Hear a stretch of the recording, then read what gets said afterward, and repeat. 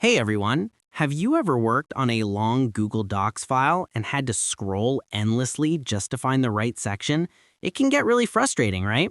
Well, there's actually a super simple way to organize your document and make it look clean and easy to navigate by using collapsible headers. In this video, I'll show you step by step how to create collapsible headings in Google Docs to make your life a lot easier. By default, Google Docs uses the traditional page view, which doesn't allow collapsible sections. But Google recently added a new feature that lets you do this using the pageless view.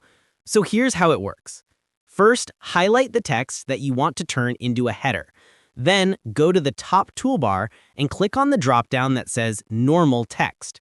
From here, select one of the heading styles, for example, Heading 1, Heading 2, or Heading 3. Make sure you're not using title, subtitle, or normal text. Collapsible headers only work with actual heading styles.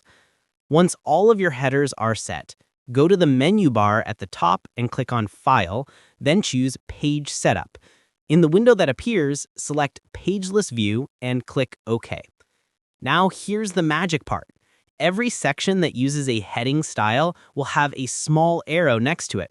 When you click that arrow, the section will collapse, hiding all the text underneath.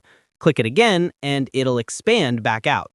This feature is perfect for long reports, study notes, or organized documents where you want to focus on one section at a time without the clutter. And that's it. Now you know how to create collapsible headers in Google Docs. It's quick, easy, and makes your document so much cleaner to work with. If this video helped you, make sure to like, share your experience in the comments, and subscribe for more helpful tutorials.